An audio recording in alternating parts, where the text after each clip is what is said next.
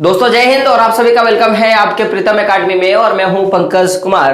तो आज हम लोग बात करेंगे क्लास 12 का जो हमारा हिस्ट्री का सेशन चल रहा था, यानी कि फर्स्ट बुक के चैप्टर 2 का हम लोग बात करेंगे, राजा, किसान और नगर।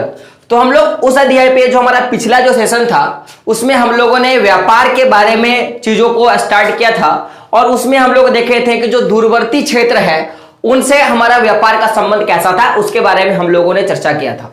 तो आज का जो टॉपिक है, इस टॉपिक पे हम लोग बात करेंगे कि व्यापार और विनिमय जो हो रहा था, यानी कि वस्तुओं का आदान प्रदान या जो भी व्यापार जो चीज हो रही थी उनमें किन किन चीजों से व्यापार की जाती थी और व्यापार को सुगमता बनाने के लिए राजाओं ने या शासकों ने या जो व्यापारिक वर्ग है उन्होंने क्या क्या काम किया। तो पूरे इसके बारे में आज हम लोग चर्चा करने वाले हैं।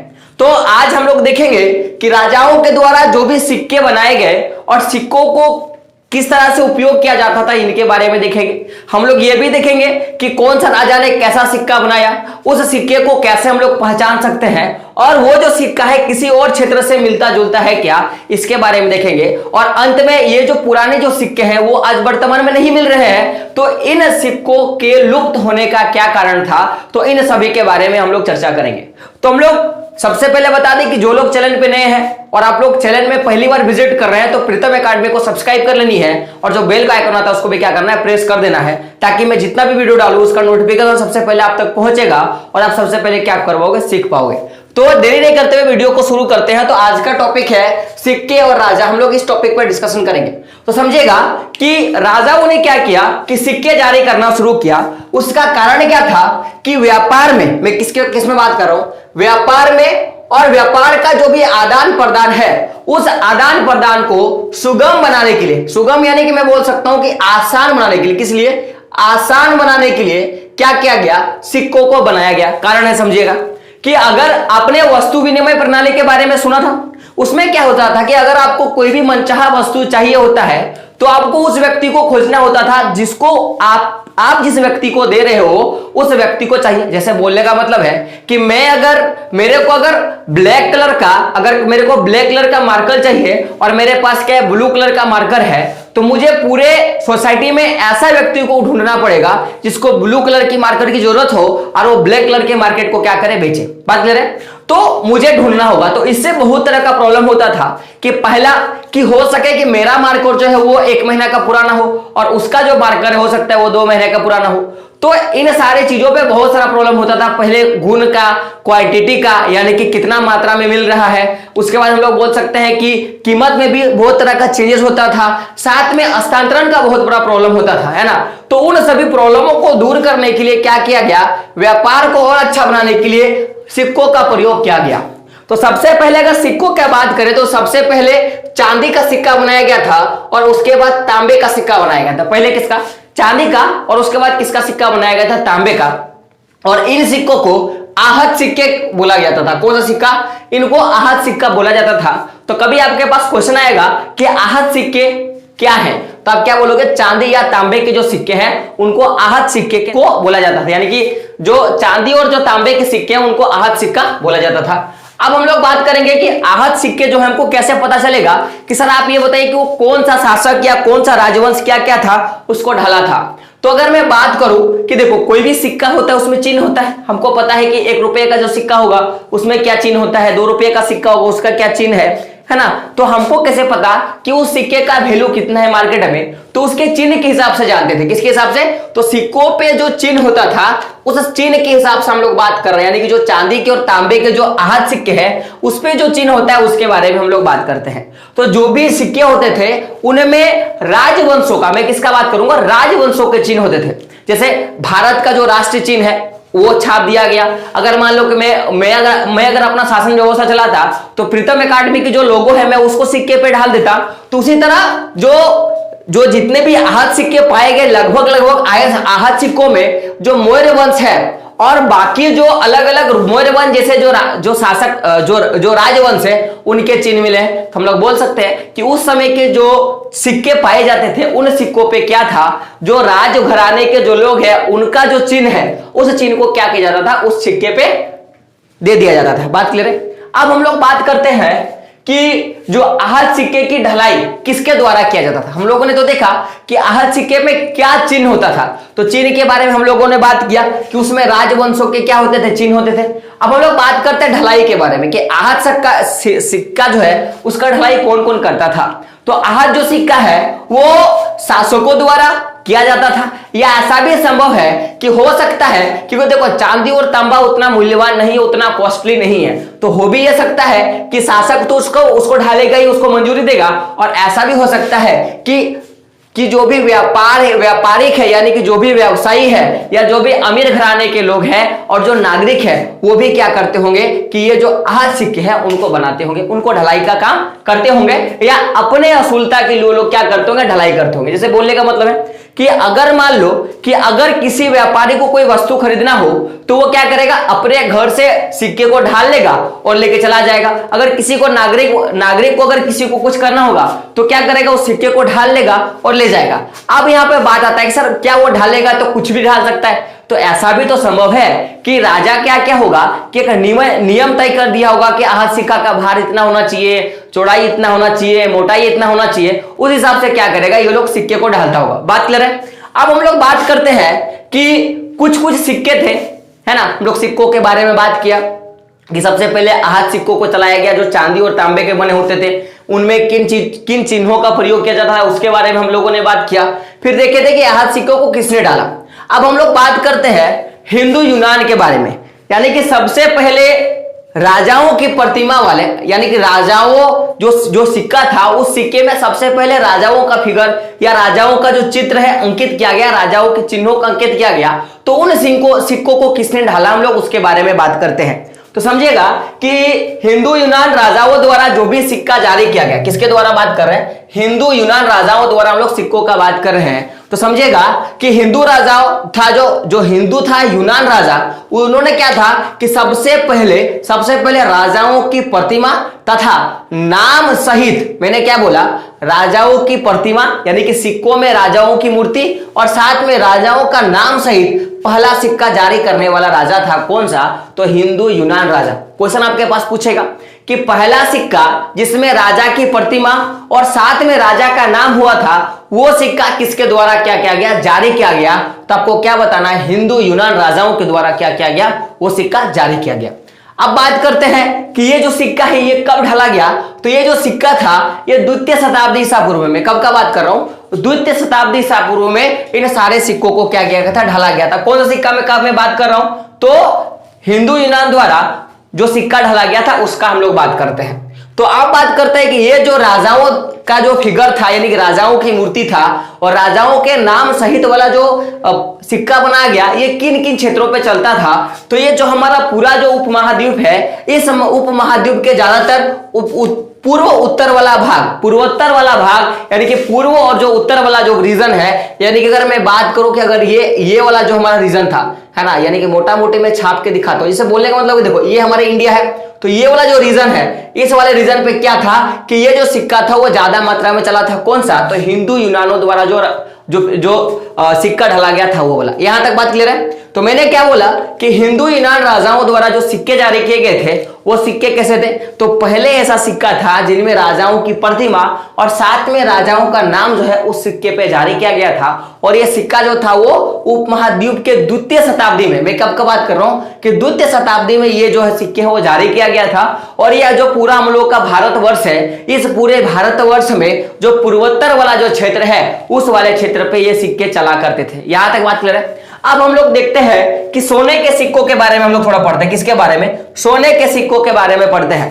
तो सबसे पहले अगर मैं बात करूं सोने के सिक्के को, तो सबसे पहले जो सोना का सिक्का है वो प्रथम शताब्दी में, कब का मैं बात कराऊंगा कि प्रथम शताब्दी ईसा पूर्व जो है, यानी कि प्रथम शताब्दी ईस्वी में, यानी कि पहली शताब्दी में क्या किया गया था कि कुषाण शासकों के द्वारा, कौन सा शासक, कुषाण शासकों के द्वारा जो सोने के सिक्के हैं वो जारी किया गया था।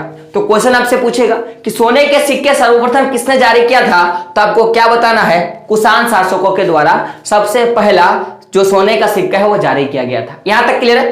अब बात करते हैं कि जो भी सोने के सिक्के हैं वो जारी जो किया गया था, तो उस समय केवल सबसे पहले तो कुषाण शासकों ने कराया, लेकिन कुषाण शासक के साथ साथ और भी बहुत सारे ऐसे जो शासक थे जिन्होंने सोने के सिक्के को बनाया, और वो सारे जो है तो मैं बात कर सकता हूं एक रोमन सम्राट, जो उस समय जो रोमन सम्राट के साथ व्यापार चल रहा था, तो रोमन सम्राट ने भी क्या किया था, सोने के सिक्के को ढालने का काम किया था। साथ में ईरान के जो पार्थिन राजा थे, कौन से, ईरान के जो पार्थिन राजा थे, इन्होंने भी क्या किया था, सोने के सिक्के को जारी करने का काम किया था। और आपको जान के हैरानी होगा कि जो रोमन सम्राट थे, या जो मैं बात करूंगा जो हमारे कुषाण शासक थे, या जो भी हमारे ईरान के जो पार्थिन जो राजाएं थे, उनका जो सिक्का था, उनके सिक्के का भार और उनके सिक्के का आकार जिस तरह से बनाया गया था, सेम उसी तरह से हमारे जो कुषाण शासक है उनका जो सिक्के का भार है और जो वजन है, दोनों में क्या थी, समानताएं थी, और दोनों क्या थी, बराबर थी।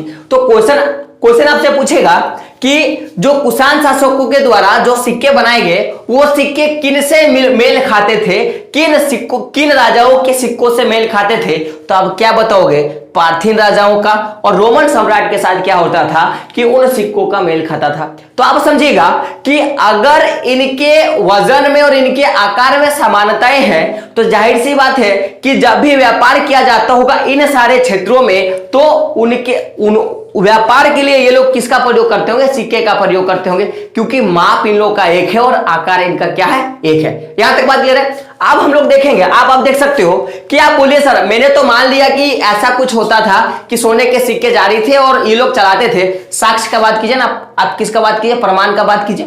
तो अगर कुषाण शासक का बात करें कि कुषाण शासकों ने जितने भी सोने के सिक्के जारी किए थे, तो उन सोने के सिक्कों में से कुछ जो सिक्के हैं वो भारत के उत्तर में, किसका बात कर रहा हूं, भारत के उत्तर और जो हमारा मध्य भारत है, उस उत्तर और मध्य भारत के क्षेत्रों में क्या हुआ है कि इसका कुछ प्राचीन स्थल था, उस प्राचीन स्थलों की जब खुदाई हुई या जब उसको खोजा जाने लगा, तो फिर ये जो सोने के सिक्के हैं वो वहां पे मिला। मैं किसका बात कर रहा हूं, कुषाण शासकों का। तो क्वेश्चन आएगा कि कुषाण शासकों के जो सोने के सिक्के हैं वो किन किन स्थानों पे मिला, तो आप बोलोगे कि भारत का जो उत्तर वाला भाग है और जो मध्य भारत जो भाग है, उस भागों में कुषाणों के सिक्के आपको देखने को मिले थे।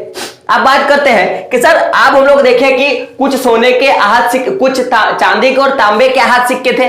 अब ये लोगों का क्या काम था कि उन्होंने सोने का सिक्का जारी किया। जब पहले से देश में आहत सिक्का पाया गया है जो चांदी का और तांबा का बना है, तो फिर सोने के सिक्के जारी करने के क्या काम थे। तो पुरातत्वविदों का या इतिहासकारों का मानना था कि जो सोना है वो चांदी और तांबा से ज्यादा महंगा है। तो ऐसा होता होगा कि अगर हम लोग कॉस्ट वाइज रखें कि मान लो एक महंगा है, थोड़ा उससे कम महंगा है और एक सस्ता है, तो हो सकता था कि सस्ते के सामानों के लिए तांबे का प्रयोग करते होंगे और उस सस्ते सामान से जो थोड़ा सा महंगा है उसके लिए चांदी का प्रयोग करते होंगे, और जो उससे जो ज्यादा महंगा है हो सकता है कि उसके लिए सोने के सिक्कों का प्रयोग करते होंगे। यानी कि पुरातत्वविदों का मानना था कि जो भी कीमती सामान है या अगर किसी को बहुत ज्यादा संख्या में कोई वस्तु खरीदनी होती थी तो उसके लिए क्या करते थे, वो सोने के सिक्कों का प्रयोग करते थे। यहां तक बात क्लियर है, कोई कंफ्यूजन नहीं होनी चाहिए। अब हम लोग देखते हैं कि अब हम लोगों ने देखा कि जिस तरह से व्यापारिक तंत्र है और जो राजनीतिक गतिविधियां थी, मैंने क्या बोला कि जो भी व्यापारिक तंत्र है और जो भी राजनीतिक गतिविधियां थी, यानी कि देखो अपना व्यापारिक है वो तो सबके साथ व्यापार कर रहा है, लेकिन राजनीतिक गतिविधियां क्या थी, उनका एक सीमा होता था। अगर उस सीमा पे कोई दूसरा राजा दखल करना चाहे तो झगड़ा होता था, मारपीट होता था। लेकिन ऐसा कभी हुआ क्या कि व्यापार करने के लिए कोई राजा आया है और दोनों के बीच में झगड़ा हुआ है, ऐसा कभी होता था क्या? तो ऐसी कोई स्थिति देखने को नहीं मिला। तो व्यापारिक तंत्र और राजनीतिक संबंध का बात करें तो ये दोनों एक दूसरे से क्या था, बहुत दूर दूर से, या मैं बोलेंगे एक दूसरे से बहुत अलग था। कभी इसमें न राजनीतिक व्यापकता देखने को मिला और न ही कभी व्यापारिक तंत्र की व्यापकता देखने को मिला। यानी कि दोनों की प्रभुत्ता अगर मैं बात करूं तो ऐसा कुछ नहीं था। यानी कि कोई भी राजा किसी के भी आधिकारिक क्षेत्र में भी जाके क्या कर सकते थे, व्यापार कर सकते थे। अब हम लोग बात करेंगे कि सर आप कैसे इतना फेमस, आपने ऐसे कैसे बोल दिया कि व्यापारिक तंत्र पर राजनीतिक प्रभाव कभी देखने को नहीं मिला। तो इसका सबसे बड़ा अगर मैं कारण का बात करूं या साक्ष्य का बात करूं तो जो रोमन सिक्का है वो भारत का जो दक्षिण वाला हिस्सा है, यानी कि जो दक्षिण भारत वाला हिस्सा है, उसके बहुत ज्यादा प्राचीन स्तरों पे ये सिक्के पाए गए। जो रोमन सम्राट के द्वारा जो सिक्के जारी किए गए थे वो भारत के जो दक्षिण वाला हिस्सा है यानी कि दक्षिण भारत वाला हिस्सा है उसमें पाया गया। तो मेरे बोलने का मतलब है कि जो ये रोमन सम्राट है इसका किसी भी आधार पे जो दक्षिण भारत है उस दक्षिण भारत पे अधिकार था ही नहीं, उसके अंतर्गत आता ही नहीं था। तो अब आप बताओ ये जो रोमन सम्राट के जो सिक्के हैं वो क्या उड़ के, क्या वो हवा के माध्यम से या क्या बह के वो उत्तर दक्षिण भारत पे पहुंच गया क्या? तो आप बोलोगे सर नहीं। तो जाहिर सी बात है कि किसी व्यक्ति के द्वारा या किसी व्यापार करने वाले व्यक्ति के द्वारा या किसी शासक वर्ग के द्वारा वो क्या हो गया होगा, एक जगह से दूसरे जगह वस्तु विनिमय प्रक्रिया के द्वारा यानी कि व्यापार के माध्यम से क्या होगा, वो आया होगा। बात क्लियर है? तो हम लोग इस दक्षिण भारत में जो रोमन साम्राज्य के जो सिक्के पाए गए हैं उनसे हम लोग स्पष्टता से बोल सकते हैं कि व्यापारिक संबंध जो था वो राजनीतिक तंत्र से बंधा हुआ नहीं था। बात क्लियर है यहां तक? अब हम लोग देखते हैं कि और एक राजा था जो प्रथम शताब्दी में क्या क्या था कि सोने के सिक्के को जारी उन्होंने भी क्या किया था, सोने का नहीं मैं बोल सकता हूं कि उन्होंने भी क्या किया था, सिक्के जारी करने का काम किया था। और वो राजा क्या था, तो यधेव राजा। कौन था? यधेव। क्या था? यधेव राजा मैं बोल सकता हूं, यधेव राजा, लेकिन इनका पूरा नाम था यधेव काबायली। क्या नाम था? यधेव काबायली गणराज। ये जो पूरा जो शासक है इसका जो शासन क्षेत्र था वो कहां था? पंजाब और हरियाणा में। कहां पे? पंजाब और हरियाणा में ये जो यधेव जो शासक थे वो लोग शासन कर रहे थे। और इनके भी द्वारा क्या किया गया था, तांबों के सिक्के का प्रयोग किया गया था। और इन्होंने भी हजार लाखों इन्होंने क्या किया था, तांबे के सिक्के जारी किए थे। और इनका साक्ष्य जो है वो पुरातत्वविदों को पाया गया है। और इनके जो तांबे के सिक्के इनके क्षेत्रों में मिले हैं यानी कि पंजाब और हरियाणा में, मैं कौन सा बात कर रहा हूं, यधेव शासक के द्वारा। तो इनके तांबे के सिक्के से भी हमको यह पता चलता है कि ये लोग भी क्या करते थे कि व्यापार में रुचि रखते थे। और ये लोग भी क्या करते थे कि साझेदारी करते थे यानी कि वस्तुओं के आदान प्रदान में लोग जोर देते थे। तो हम लोगों ने कुल मिलाकर भी देखोगे तो हम लोगों ने आहत सिक्कों के बारे में बात किया, साथ में हम लोगों ने हिंदू यूनान राजाओं के द्वारा उनके द्वारा जो सिक्के बनाया गया उनके द्वारा बात किया। फिर हम लोगों ने कुषाण शासकों के द्वारा बात किया। और कुषाण शासकों के जैसे जो सोने के सिक्के थे यानी कि हम लोग बात कर सकते हैं रोमन सम्राट के बारे में। और ईरान का जो पार्थिन जो राजा था उनके द्वारा जो सिक्का जारी किया गया उनके बारे में हम लोगों ने बात किया। फिर यथेव जो शासन थे जो शासक थे उनके द्वारा जो सिक्के जारी किया गया उनके बारे में बात किया। अब आपको पता है कि हम लोगों ने गुप्त राजा के बारे में बात किया था। तो अगर मैं सोने का सिक्का के बारे में बात करूं तो गुप्त जो राजा थे इन्होंने भी सोने के सिक्के को जारी किया। और कुषाण शासकों ने भी और रोमन सम्राट ने भी और पार्थियन ने भी किया। तो केवल अगर हम लोग भारत का बात करें तो सबसे पहले सोने का सिक्का जो है कुषाण ने जारी किया था। मैंने क्या बोला कि सबसे पहले जो सोने का सिक्का है वो कुषाण शासकों के द्वारा मतलब छापा गया था। लेकिन अगर मैं बात करूं कि सबसे ज्यादा शुद्ध सिक्का, मैं किसका बात करूंगा, सबसे ज्यादा सोने का जो शुद्ध सिक्का यानी कि उत्तम सोने का जो सिक्का है वो किसके द्वारा, तो वो गुप्त राजाओं के द्वारा ढाला गया था। किसके द्वारा? गुप्त राजाओं के द्वारा। तो क्वेश्चन आता है कि बताइए सर्वप्रथम जो सिक्के हैं सोने के सिक्के किसने जारी किया था? कुषाण शासक के द्वारा प्रथम शताब्दी में। लेकिन पूछा जाएगा कि सबसे ज्यादा शुद्ध सोना या उच्चतम सोने के सिक्के किसके द्वारा जारी किया गया था, तो आपको किसके द्वारा बात करना होगा, तो गुप्त राजाओं के द्वारा। तो गुप्त राजा ने जो भी सोने के सिक्के जारी किए वो सबसे ज्यादा भव्य सिक्कों में से एक था और सबसे ज्यादा भव्य सिक्का इन्होंने बनाया। भव्यता का कारण क्या है कि यह सोना सबसे उत्तम सोना था और उस सिक्के में सबसे उत्तम सोना का प्रयोग किया गया था। यहां तक बात क्लियर है? अब यहां तक हम लोगों ने देखा कि जितने भी सिक्के जो है वो बने थे तो हम लोगों ने क्या देखा कि सबसे पहले आहत सिक्का बनाया गया। और वो सिक्के किसके द्वारा जारी किया गया, तो हम लोग बोल सकते हैं कि जो भी राजा थे या जो भी व्यापारिक समुदाय थे अमीर या नागरिकों के द्वारा आहत सिक्के को जारी किया गया और व्यापार के सुगमता के लिए आहत सिक्के को चालू किया गया।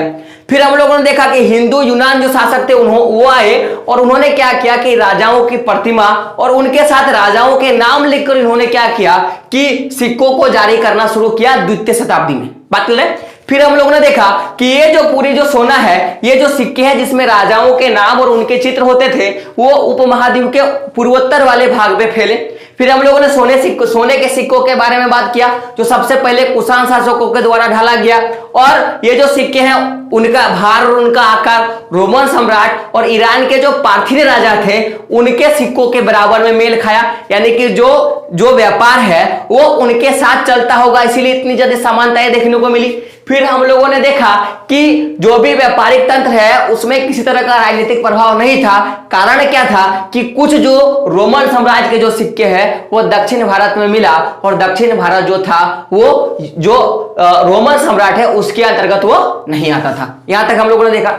फिर हम लोगों ने यर्थे जो गणराज है, यानी कि जो पंजाब और हरियाणा के जो क्षेत्र में वो लोग राज करते थे उनके द्वारा भी तांबे का सिक्का जारी किया गया, उसका भी साक्ष्य देखने को मिला और उनसे भी पता चला कि ये लोग व्यापार में रुचि रखते थे और ये लोग भी क्या करते थे, साझेदारी किया करते थे। फिर हम लोगों ने उत्तम सोने के सिक्कों के बारे में बात किया जो गुप्त शासन काल में ढला गया।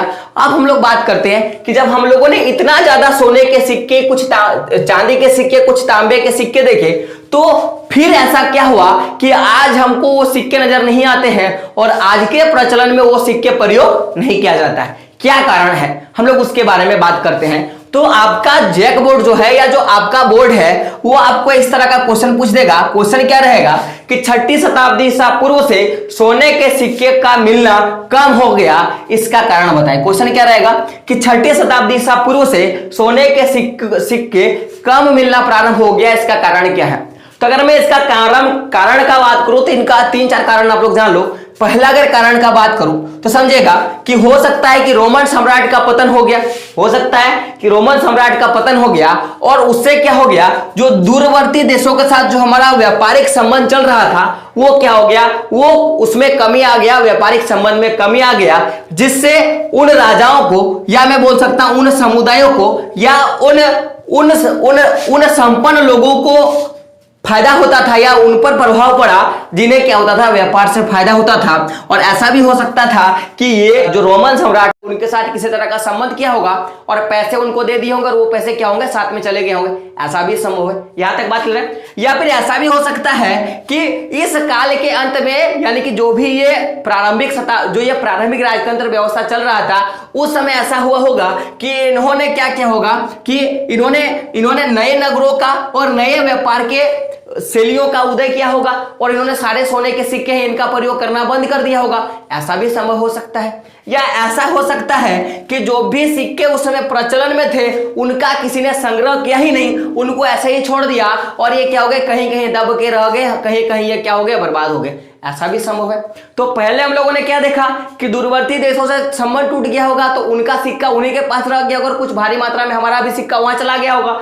या ऐसा भी हो सकता है कि नए नगर बने हैं और उन नगरों में नए तरह के व्यापारिक शैली का उत्पादन हुआ या नए शैलियों का उदय हुआ, जिसके कारण क्या हो गया कि सिक्के चलना बंद हो गया। या ऐसा भी हो सकता है कि किसी ने उनको संग्रह किया ही नहीं, बचा के रखा ही नहीं, ऐसा भी हो सकता है। तो इन सारे चीजों से हम लोगों ने देखा कि राजा और राजाओं के सिक्के क्या थे, उनके बारे में हम लोग पूरी घटना के बारे में वर्णन किया। एक पॉइंट आपको एडिशन जानना है जो कभी कभी क्वेश्चन में पूछ देता है कि जिस तरह अर्थशास्त्री होता है, इतिहास शास्त्री होता है, उसी तरह मुद्रा शास्त्री भी होता है। तो पूछ देगा मुद्रा शास्त्री से अभिप्राय क्या है, तो सिक्कों के अध्ययन करने वाले को क्या बोलेंगे, मुद्रा शास्त्री। जो जैसे अर्थशास्त्र का अध्ययन अर्थशास्त्री, उस तरह मुद्रा का अध्ययन क्या कहेगा, मुद्रा शास्त्री।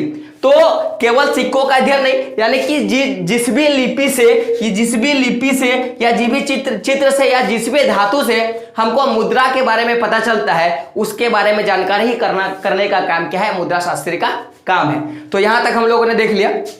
तो पूरी क्लास मैंने ले लिया आपको। अब आपको बताना है कि अगले क्लास में हम लोग बात करें बारे में कुछ डिस्कशन करेंगे और 1-2 पॉइंट में चैप्टर खत्म हो जाएगा। फिर हम लोग बुक 3 जो है वो हम लोग स्टार्ट करेंगे, ठीक है। तो आपका दिन शुभ हो। और जाते एक बात की वीडियो कैसा लगा आपको कमेंट बॉक्स में जरूर बताना है, ठीक है। तो मिलते हैं अगले वीडियो में, ठीक है।